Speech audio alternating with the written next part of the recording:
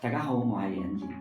今日亦都分享一件好搞笑嘅事，就係網上有人話尹燕係賣法本嘅。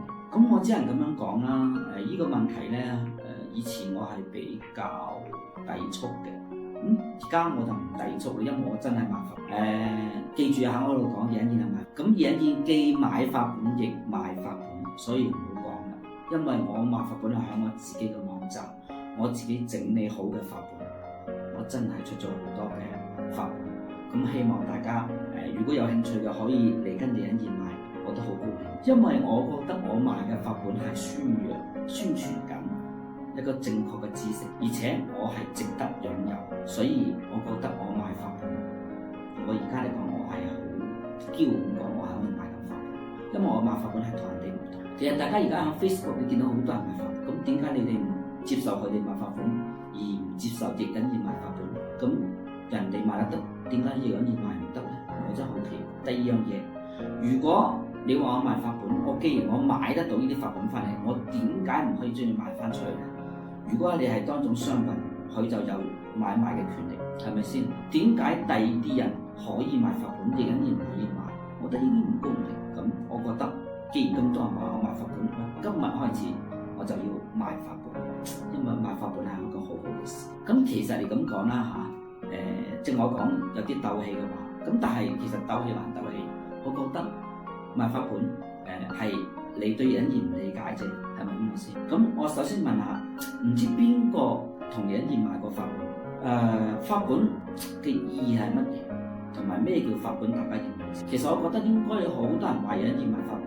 我知道點解會咁樣傳播我，係我某啲學生。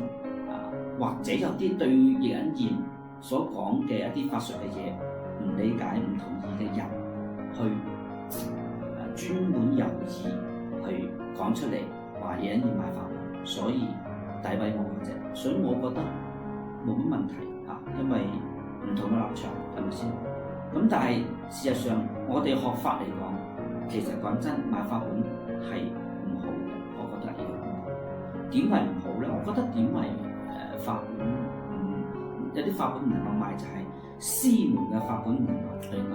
咁但係隱燕亦都自認，我雖然賣法本，但我從來冇賣過私門嘅法本。呢個係真實嘅。咁如果邊個有買過嘅，唔該，你自己可以喺網上登出嚟。呢樣嘢我係跟隱燕買嘅，同埋有記錄購買嘅記錄同埋嘅錢。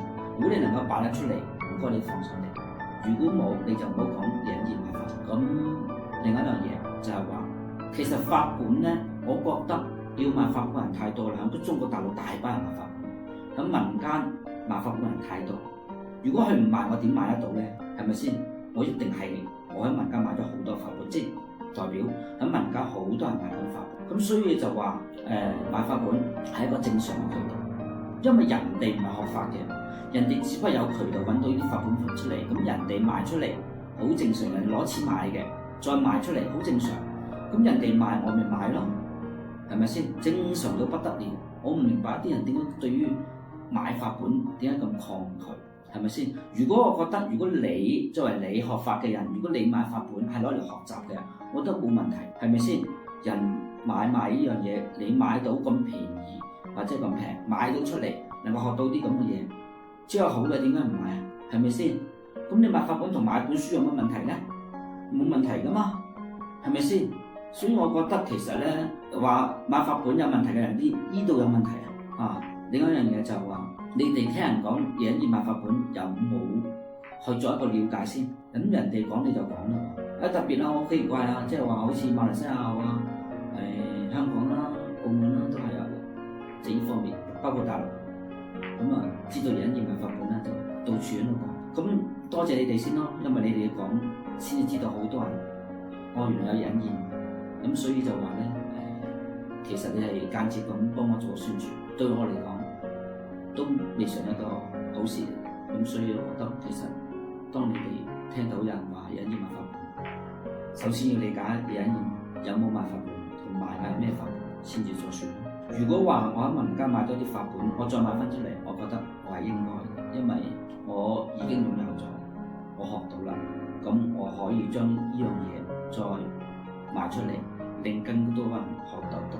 我覺得我對於傳承宣傳係有幫助，所以我覺得咁樣賣法本係有意義。咁我覺得更多嘅人話影印賣法本，無非都係一個妒忌心。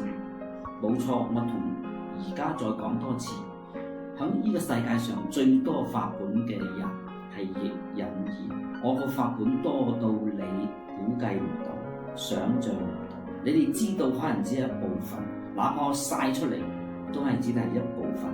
我有嘅嘢遠遠你係想像唔到。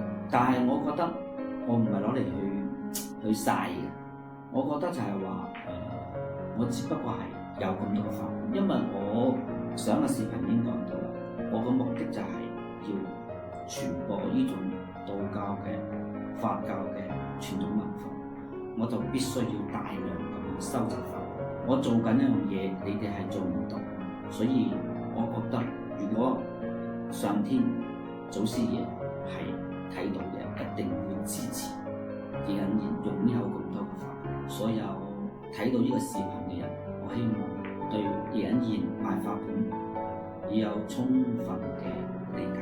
我覺得我自己賣嘅法本係同一般網上賣嘅法本嘅人係唔同。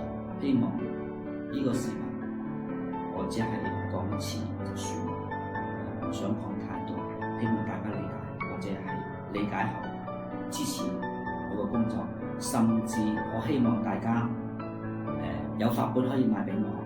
第二，你哋有法本可以同我交流，但係交流存在住大家嘅一種互相信任。你嘅交流係因為支持印印做呢樣工作，咁樣唔好話淨係賺錢，因為印印要賺錢遠遠唔需要靠賣法本，因為我揾錢嘅渠道好多，完全唔需要去靠賣法本。賣翻法本幾多錢啫，都唔夠睇次風水，係咪先？所以我覺得你哋唔好亂咁諗印印嚇。咁今日就分享到呢度，多謝大家嘅理解，關注印印，一個對玄學有深刻理解嘅老師。